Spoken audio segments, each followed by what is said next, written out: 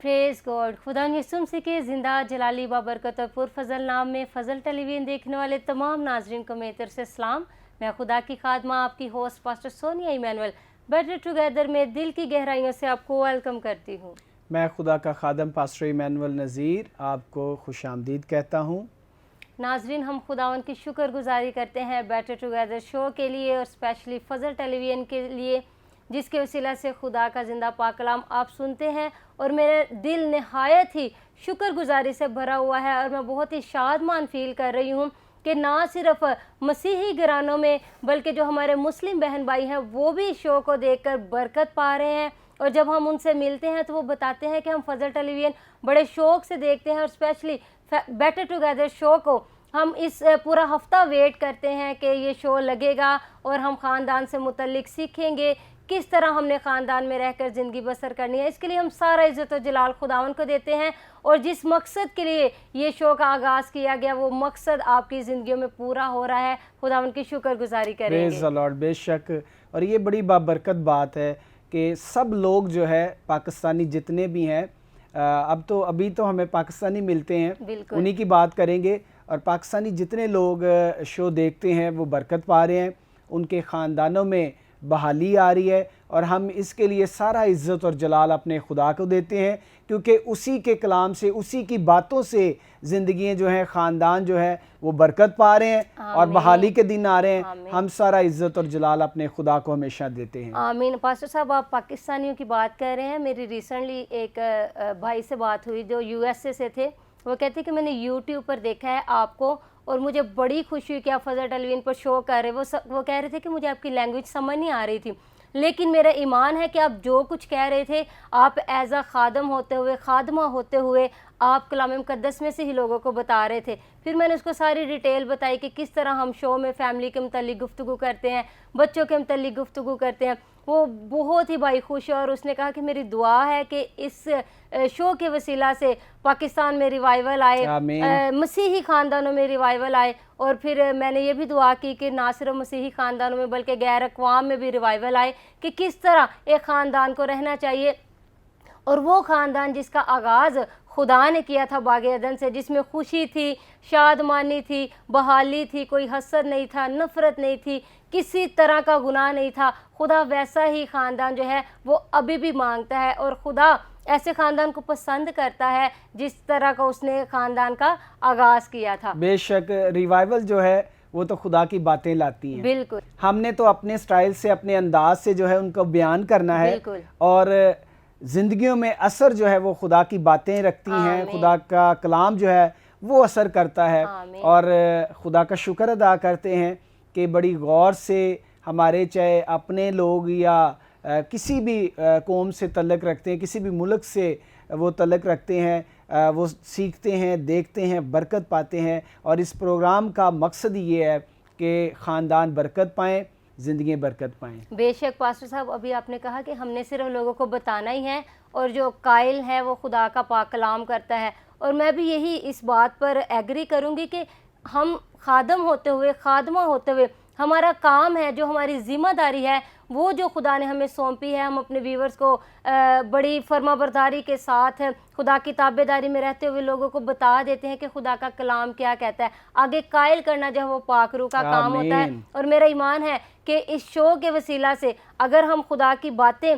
कैमरे के ज़रिए करते हैं तो खुदा का पाक रूह जो है उनको पर्सनली तौर पर टच भी करता है और उनकी ज़िंदगियों में काम हो रहा है। इसके लिए हम खुदा उनकी शुक्रगुजारी करें। आमीन, आमीन। बेशक। और आए हम कलाम पाक का आगाज़ करें और आज जो टॉपिक है वो हम कलीसिया से शेयर करें ताकि कलीसिया बरकत पाए।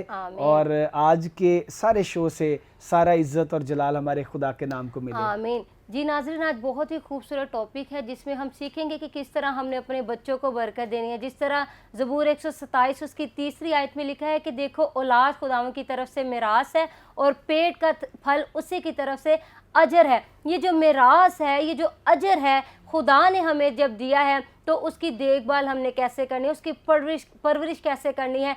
पेरेंट्स होते हुए ये आपकी ज़िम्मेदारी है कि आपने अपने बच्चों की परवरिश खुदा के ज़िंदा पाक कलाम के मुताबिक करनी है। और आज कलाम में से हम सीखेंगे कि हमने कैसे अपने बच्चों को बरकत देनी है। किस तरह हम अपने बच्चों के साथ मिलकर इबादत करें, घर के माहौल को किस तरह हम जो है एनवायरनमेंट को पाकीज़ा कर सकते हैं, ये कलाम मुक़द्दस में से हम सीखेंगे। और मैं चाहूँगी कि पास्टर साहब आप कलाम को वीवर्स के साथ शेयर करें और ज़िंदा पाक कलाम में से वीवर्स को बताएं कि किस तरह खुदा ने सबसे पहले हारून को कहा कि बरकत देनी है बनी इसराइल को, किस तरह, और बनी इसराइल को कलाम मुक़द्दस में खुदा अपना बेटा कहता है। जी बिल्कुल, आमीन, बहुत शुक्रिया। और जिस तरह वो चाहता है कि बनी इसराइल को मैं बरकत दूं एज अपना बेटा होते हुए, जी, तो वो हमें भी यही तलकीन करता है खुदा का ज़िंदा पाक कलाम कि हम भी अपने बेटों को, बेटियों को इसी तरह बरकत दे जिस तरह खुदा ने हारून को तलकीन की। जी बिल्कुल, हारून जो कि खुदा की खिदमत के लिए चुना गया और खुदा का खादम जो है मुकर्रर हुआ, तो हम भी चूँकि जितने खादम हैं हम पर भी ये लागू है कि हम बच्चों को बरकत दें, ख़ानदानों को बरकत दें, और खुदा की तरफ से औलाद जो है, जैसे अभी आप बता रहे हैं कि कलाम पाक में भी लिखा हुआ है कि खूबसूरत मिरास है, और इस मिरास के लिए खुदा की बरकत, खुदा की शुक्रगुजारी ज़रूरी है। और शुक्रगुजारी और बरकत जो है खुदा ने खादमों को ये हक़ दिया है कि वो बरकत चाहें। वालदैन भी हैं, लेकिन चर्च में जब मखसूसियत होती है, चर्च में जब बच्चे को लाया जाता है, तो खादम जो है उसे मसा करते हैं और उसके लिए बरकत मांगते हैं। तो कलाम पाक में लिखा हुआ है, गिनती 6 बाब और उसकी 22वीं आयत से हम देखेंगे। आमीन। लिखा हुआ है, और खुदावन ने मूसा से कहा कि हारून और उसके बेटों से कह कि तुम बनी इसराइल को इस तरह दुआ दिया करना, तुम उनसे कहना, खुदावंद तुझे बरकत दे और तुझे महफूज रखे, खुदावंद अपना चेहरा तुझ पर जलवागर फरमाए और तुझ पर मेहरबान रहे, खुदावंद अपना चेहरा तेरी तरफ मतवज्जो करे और तुझे सलामती बख्शे। खुदावंद के पाक कलाम का पढ़ा और सुना जाना और अमल किया जाना हम सबों के लिए बाइस से बरकत हो। खुदावंद का शुक्र हो। आमीन। सोनिया, यहाँ पर हम देखते हैं कि खुदा ने मूसा से कलाम किया और मूसा से कहा कि हारून और उसके बेटे जो हैं, बनी इसराइल की औलाद जो है, बच्चे जो हैं, उनको किस तरह मेरे नाम से बरकत दें। बिल्कुल। तो बरकत जो है ये खादम भी देते हैं और बरकत जो है घर के बुजुर्ग जो हैं वो भी देते हैं। बिल्कुल। कलाम पाक में 2 तरह से 2 लोग जो है बरकत देते हैं, और बरकत खुदा ने देनी है, हमने सिर्फ खुदा के नाम से बोलना है। बिल्कुल। हमने खुदा की हजूरी में सिर्फ कहना है और बरकत उसकी तरफ से जारी होती है। ब्लेस उसने करना है, मसा उसने करना है।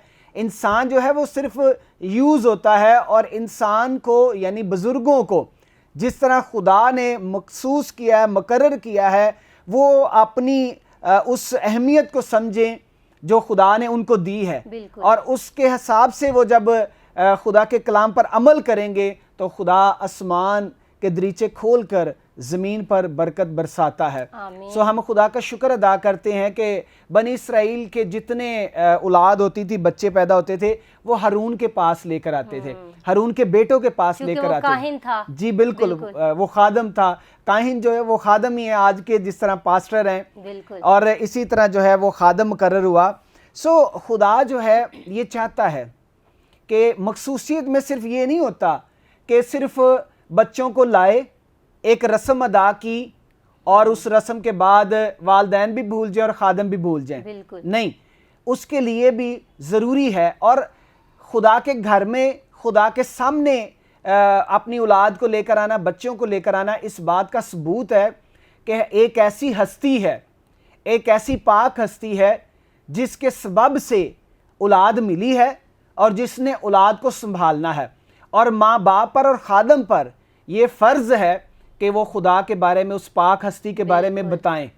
जिस तरह बच्चे नशोनुमा पाते हैं, बढ़ते हैं कद्दो-कामत में, लाजमन है कि खुदा की तरबियत, खुदा की बातें, खुदा के वादे उनको सिखाए जाएं, बिल्कुल उनको बताए जाएं। जी पास्टर साहब, जब यहूदी औरत कंसीव करती है, यानी कि जब खुदा उसको बरकत दे देता है, जब वो प्रेग्नेंट होती है, जी, तो वो शरीयत जोर जोर से पढ़ती है, जोर जोर से खुदा का कलाम पढ़ती है, ताकि जो बरकत खुदा ने उसको दी हुई है, जो मिरास उसके पेट के अंदर है, जब उसके बोलने से अंदर उसके आवाज़ जाए तो उसको भी खुदा के जिंदा पाक कलाम का पता चले। और उनका ये अकीदा है कि जब हम शरीयत जोर जोर से पढ़ेंगे तो फिर लेजेंड्स पैदा होंगे, बेशक ऐसे लोग पैदा होंगे जो नशे से ना पाक होंगे, मुबर्रा होंगे, जिसके अंदर कोई खामी नहीं होगी, बल्कि वो लेजेंड्स होंगे, ऐसे ऐसे काम करेंगे कि बाद में उनकी नस्लें भी वैसा ही काम करेंगी। कितनी दूर तक यहूदी सोचते हैं पास्टर साहब, अभी बच्चा पैदा भी नहीं हुआ फिर उसके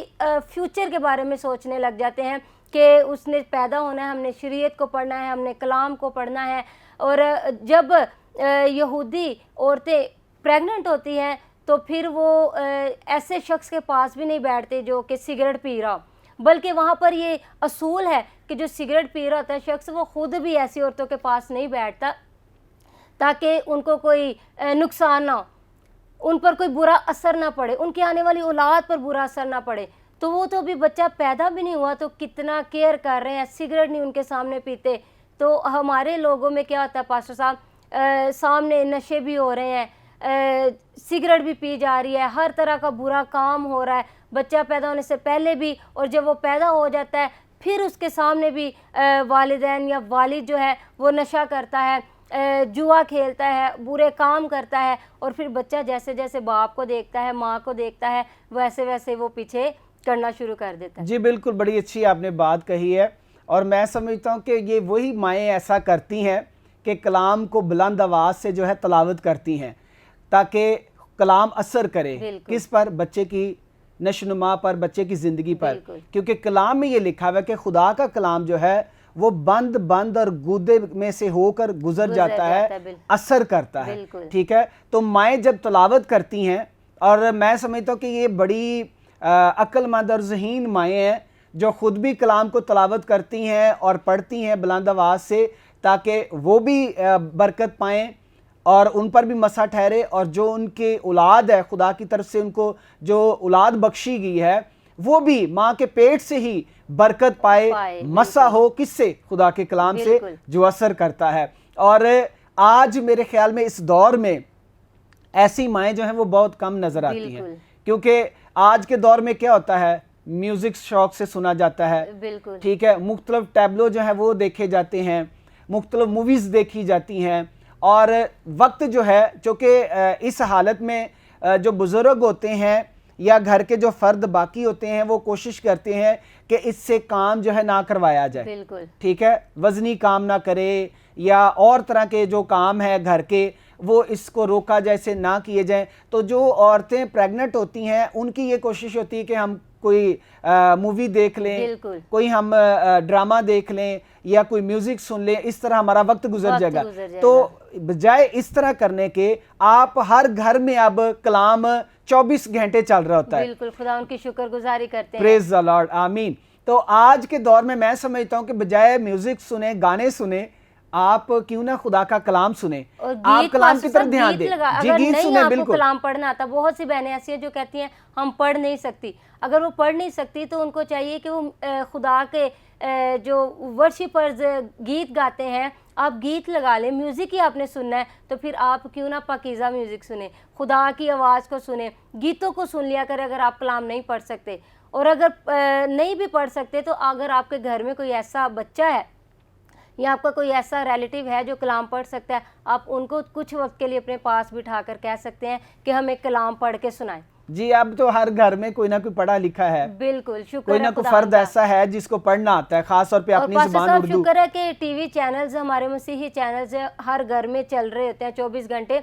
अगर आपके पास नहीं भी है कोई कलाम पढ़ने वाला और आप खुद भी नहीं पढ़ सकते तो आप टीवी चैनल 24 घंटे ऑन करके खुदा की आवाज़ को सुन सकते हैं ताकि बच्चे पर अच्छा असर पैदा हो। जी, और कलाम जो है वो चाहे पढ़ने वाला है वो भी मुबारक है, बरकत पाता है। बिल्कुल, सुनने वाले जो हैं वो भी बरकत पाते हैं, अमल करने वाले जो हैं वो भी बरकत पाते हैं। और ये इंसान ने खुद से फैसला लेना होता है, अंदर से तैयार होना होता है, अपने आप को तैयार करना होता है कि भी मैं किस सिमत में जाऊं। मैं समझता हूं कि इस हालत में माओं को जो है कलाम ज़्यादा से ज़्यादा सुनना चाहिए, इसलिए ज़्यादा से ज़्यादा खुदा की हजूरी में रहना चाहिए क्योंकि वो खुद भी बरकत पाएँ और महफूज रहें और आने वाली औलाद जो है वो भी बाबरकत पैदा हो।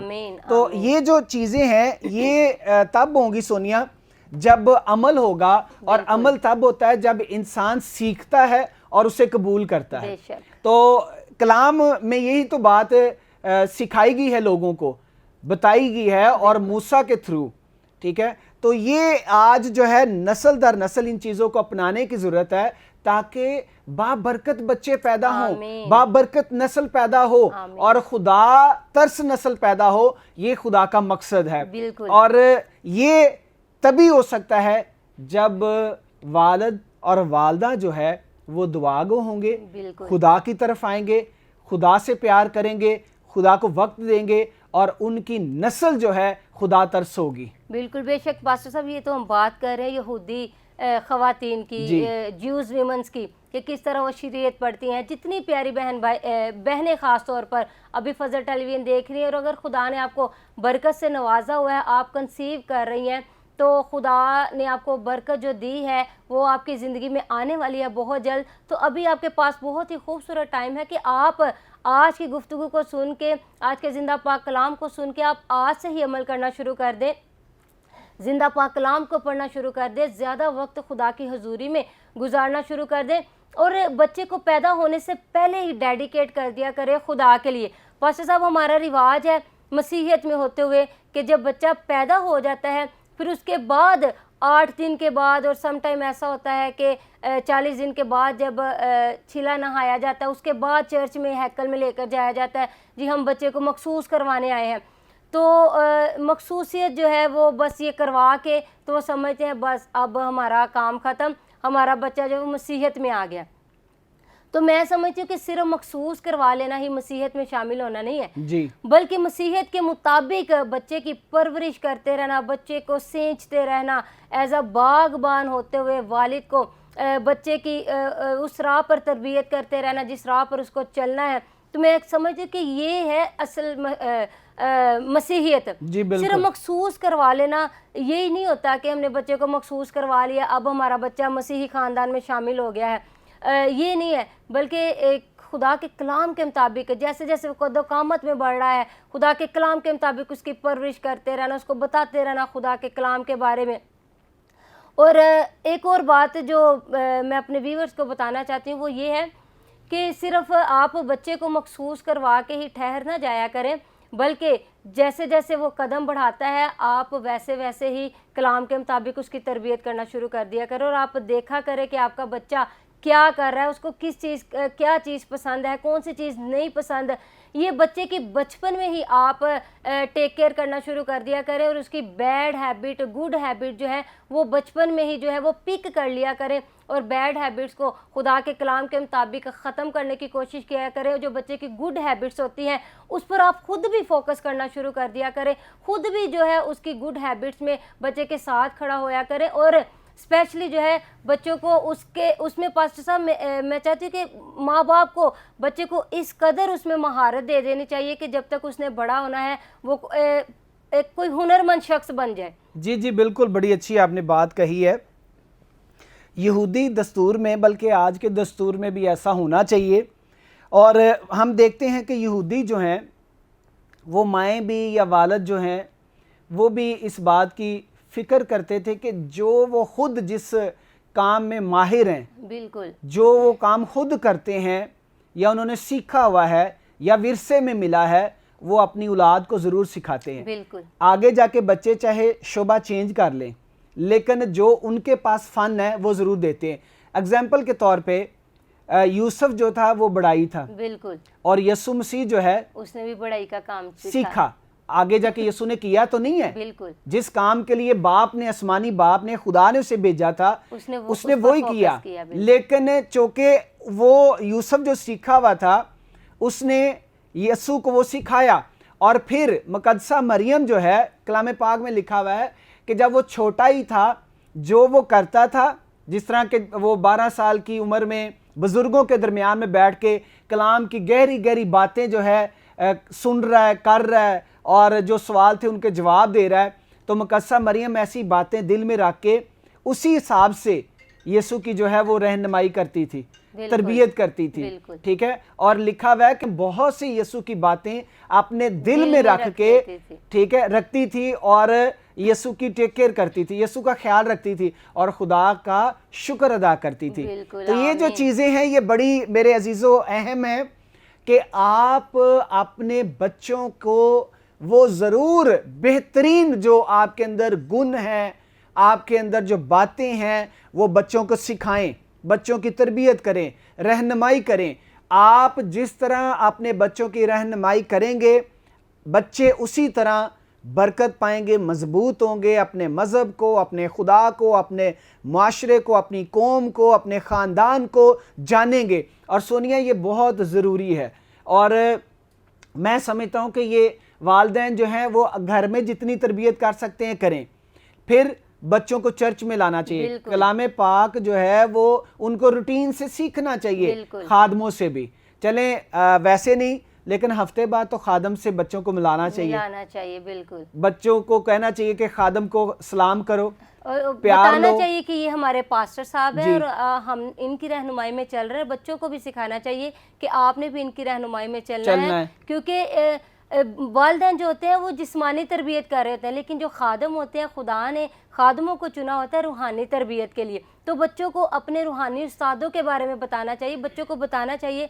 कि हमारे भी रूहानी उस्ताद हैं, ये हमारी रूहानी तरबियत कर रहे हैं। बच्चों ये आपके भी रूहानी उस्ताद है। जब भी आपको जहाँ भी मिले इनको आपने सलाम करना है, इनसे अच्छे तरीके से मिलना है और जहाँ आपको मौका मिले खुदा की जिंदा पाक कलाम इनसे सीख लेना है। जी, और संडे स्कूल की टीचर्स जो हैं, संडे स्कूल तो ज़रूर भेजना चाहिए बच्चों को। पास्टर साहब ये बहुत ही खूबसूरत स्टेप है बच्चों को संडे स्कूल भेजने का। तो जितनी प्यारी बहनें इस वक्त देख रही हैं, आपको खुदा ने बरकत दी हुई है, आप प्रेग्नेंट है, कंसीव कर रही हैं, तो ये बहुत ही मैं इसको गोल्डन अपॉर्चुनिटी समझूंगी कि फजल टेलीविजन के वसीला से हम आपको बता रहे हैं कि किस तरह आपने बच्चों की परवरिश करनी है। आपने पैदा होने से पहले ही बच्चों के पैदा होने से पहले ही उनको डेडिकेट कर दिया करें खुदा के लिए। ज़्यादा से ज़्यादा कलाम पढ़ा करें, गीत सुना करें और गाया भी करें। और सेकंड स्टेप ये कि आपने अपने खाने पीने का भी ख्याल रखना था। पास्टर साहब मोस्टली जो बहनें हैं हमारी पाकिस्तानी जो है वो जब प्रेग्नेंट होती है तो बड़े शौक से वो जंक फूड खाती है। आप बर्गर खाना शुरू कर देती है, पिज़्ज़ा खाना शुरू कर देती है, कोल्ड ड्रिंक पीना शुरू कर देती है, ऐसी चीज़ों पर आप फोकस करना शुरू कर देती हैं। ये चीज़ें आपकी सेहत के लिए भी हार्मफुल होती हैं और बच्चों के लिए भी हार्मफुल होती है।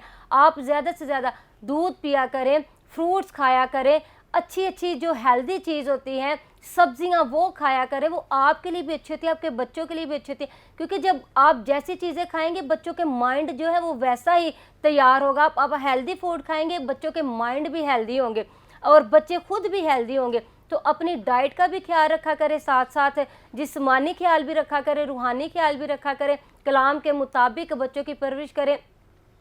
और जब बच्चे पैदा हो जाते हैं तो फिर उनको जब खादमों से मखसूस करवाते हैं तो उसके बाद आप खुद भी उनको बरकत दिया करें। जैसा गिनती की किताब में 6 बाब की 22वीं आयत से हमने पढ़ा कि किस तरह हारून ने बनी इसराइल को बरकत दी और कितने खूबसूरत तरीके से पास्टर साहब वो कहता है कि खुदावंद अपने चेहरे का नूर तुझ पर जलवागर फरमाए और तुझ पर मेहरबान रहे।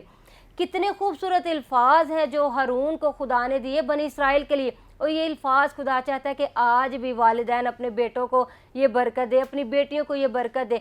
पेरेंट्स होते हुए आपको चाहिए कि हर रोज़ अपने बच्चे के सर पर हाथ रखकर ये दुआ किया करें। अगर आपको ज़ुबानी नहीं याद होती, आप बाइबल खोल के गिनती 6 बाब की 22वीं आयत, 23वीं, 24वीं आयत, ये तीनों आयत जो हैं आयात जो हैं आप पढ़कर भी बच्चों के सर पर हाथ रख के उनको बरकत दे सकते हैं। जब आप बच्चों को हर वक्त बरकत में रखते हैं, हर वक्त बरकत देते हैं, तो फिर कोई लानत, कोई वबा, कोई बीमारी, कोई भी गुनाह उनको जो है वो छूने नहीं पाता, क्योंकि वो मसा से भरे होते हैं, वो खुदा की कुदरत से भरे होते हैं। जी बिल्कुल, उनके अंदर इतना कलाम होता है, इतनी कुव्वत होती है कि बाहर की ये जो लानते हैं, लानती कुव्वतें जो है वो असर ही नहीं करती, उनको जगह ही नहीं मिलती असर करने का। तो ये बड़ी अच्छी बात है। और फिर अभी आप बात कर रहे थे खुराक की, तो बहुत सारे बच्चे जो है हॉस्पिटलों में कमज़ोर पैदा होते हैं और मैंने हॉस्पिटलों में भी जाके दुआ मांगी है, फिर उसके बाद फ़ोन पे भी दुआ मांगी है। तो अक्सर सुनने में आता है जी बच्चा कमज़ोर हुआ है, कमज़ोर पैदा हुआ है। तो मैं ये समझता हूँ कि जब खुदा ने बरकत दे दी है, जब बरकत मिल गई है, तो माँओं को चाहिए कि वो अच्छी डॉक्टर जो नज़दीक है आपके इलाके में उसको चेक करवाएं, उससे पूछें कि मेरे लिए और मेरे बच्चे की नशोनुमा के लिए क्या बेहतरीन खुराक है। पास्टर साहब आपने बहुत अच्छी बात की है कि माँ को चाहिए कि वो डॉक्टर के पास जाए, अपना ख्याल रखे, लेकिन बड़े अफसोस के साथ कहना पड़ता है व्यूवर्स के सम टाइम माएँ तो चाह रही होती हैं डॉक्टर के पास जाने के, लेकिन हस्बैंड की इतनी कमाई नहीं होती, इतने उनके पास रुपए पैसे नहीं होते कि जो हमारी बहनें हैं, फीमेल हैं, वो अच्छे डॉक्टर्स के पास जा सके। तो आपको शोहर होते हुए, वालिद होते हुए आपकी जिम्मेदारी, आप मेहनत करें, आप पैसा कमाएं जैसे मर्जी, यानी कि हलाल से कमाया हुआ पैसा जो है वो घर लेकर आए और अपनी बीवी को हॉस्पिटल डॉक्टर के पास लेकर जाएं। ये आपकी नस्लों की बात होती है। पास बड़े शोहर ऐसे हैं जो बड़े लापरवाह होते हैं, बीवी को इस कंडीशन में पूछते नहीं है, वो जैसे मर्जी उसकी तबीयत है, जैसे मर्जी वो भूखी बेचारी गुजार रही है, रातें गुजार रही है, लेकिन शोहर को कोई फ़र्क नहीं पड़ता। और ये बड़े दुख की बात है कि औलाद जो है बीवी की भी उतनी होती है और शोहर की भी उतनी होती है, और शोहर को चाहिए कि अपनी बीवी का इस हालत में ख्याल रखें, उसके खाने पीने का ख्याल रखें।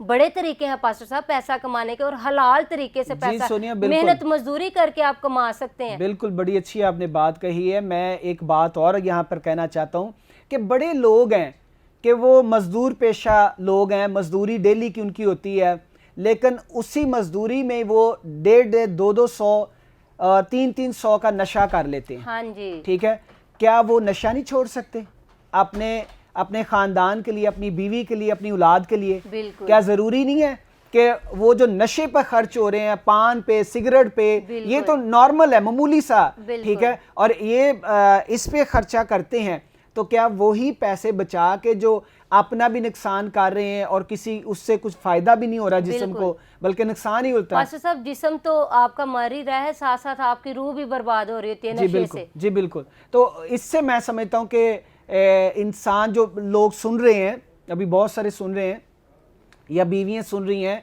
या मिल के शौहर भी सुन रहे हैं, उनको चाहिए कि नशे से बाज आएं। बिल्कुल, ठीक है, प्रेज करें, छोड़ दें, ऐसा ऐसा छोड़ दें, ठीक है। और जो समझता बंदा कि भी मैं तो मेहनत मजदूरी वाला हूँ, मैं कहाँ डॉक्टर के खर्चे करूँ, मेडिसिन के, क्या आप रूटीन का नशे नहीं कर रहे? क्या आप पानों पर नहीं खर्च कर रहे? मैंने बड़े लोग देखे हैं, वेले फारग रहते हैं, नौकरी नहीं है, लेकिन पान भी खा रहे होते हैं, सिगरेट भी पी रहे होते हैं। कहाँ से पैसे आ रहे हैं? इनके लिए पास्टर साहब वो एफर्ट कर लेते हैं, अपने पान के लिए, अपनी सिगरेट के लिए, अपने नशे के लिए, ड्रग्स के लिए वो एफर्ट कर लेते हैं, लेकिन अपनी बीवी की खुराक के लिए, बच्चों की खुराक के लिए वो एफर्ट करना पसंद नहीं करते। चेंज करने की जरूरत है। तो अपने माइंड को चेंज करें प्यारे भाइयों। आप फजल टेलीविजन अगर देख रहे हैं और आपकी जिंदगी में ऐसी बातें हैं कि आप अपने नशे के लिए एफर्ट करते हैं, आप नशे के लिए पैसा जहाँ से मर्जी इकट्ठा कर लेते हैं, लेकिन आपके बीवी बच्चे भूखे होते हैं, तो ये बड़े दुख की बात है। आप खुदा की बादशाही में इस हालत में दाखिल नहीं हो सकते। खुदा की बादशाही में दाखिल होने के लिए आपको नशे से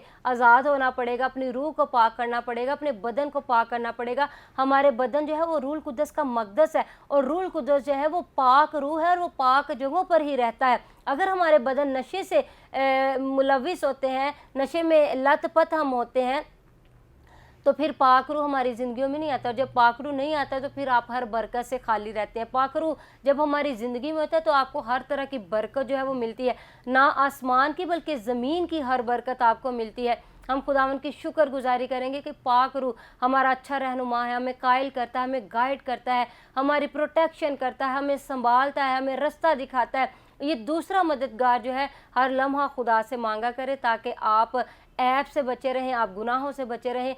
और स्पेशली आज जो हमारा पैगाम था, वो पैगाम दोबारा रिपीट करना चाहूँगी कि बहनों, अगर आपको खुदा ने बरकत दी है तो आप आज से खुदा का पाक कलाम पढ़ना शुरू करें, गीत गाया भी करें, गीत सुना भी करें, और स्पेशली अपनी खुराक का ख्याल रखें। जंक्स फूड जो है बहुत ही कम कर दें, कोशिश करें कि ना ही खाया करें। अगर बहुत ही दिल करे तो बस थोड़ा सा खाया करें, जिसमें बर्गर, पिज़्ज़ा, कोक वगैरह है। ऐसी चीज़ें बच्चों के लिए, उनकी सेहत के लिए ख़तरनाक होती हैं। आप ज़्यादा से ज़्यादा हेल्दी फूड खाया करें, जिस्मानी भी ख्याल रखें बच्चों का, रूहानी भी ख्याल रखें, और बच्चों को बरकत दें जिस तरह खुदा के पाक कलाम में से हमने सीखा है। और फिर बच्चों की पैदाइश के बाद उनको 8 दिन के बाद या 40 दिन के बाद हैकल में मखसूस करवाना ही आपकी ज़िम्मेदारी नहीं, बल्कि स्टेप बाय स्टेप जैसे जैसे बच्चा कदो कामत में बढ़ रहा है, आपकी जिम्मेदारी है कि आप वैसे वैसे उनकी तरबियत कलाम के मुताबिक भी करें। Hallelujah, hallelujah. खुदावन की शुक्रगुजारी करेंगे। मेरा ईमान है आज की गुफ्तगू से, आज के शो से आपने यकीनन बरकत पाई होगी, और मैं ईमान रखती हूँ कि इस बरकत को आप अपनी ज़िंदगी में कायम रखेंगे। वो किस तरह, इस पर अमल करके आप अमल करेंगे तो यकीनन आप बरकत पाएंगे, आपकी नस्लें बरकत पाएंगी। तो मिलेंगे नेक्स्ट एपिसोड में नई गुफ्तगू के साथ, नए टॉपिक के साथ। तब तक के लिए अपना बहुत ज़्यादा ख्याल रखिएगा। आप देख रहे हैं फजल टेलीविजन। फजल टेलीविजन पर आप देख रहे हैं show better together. May God bless you all.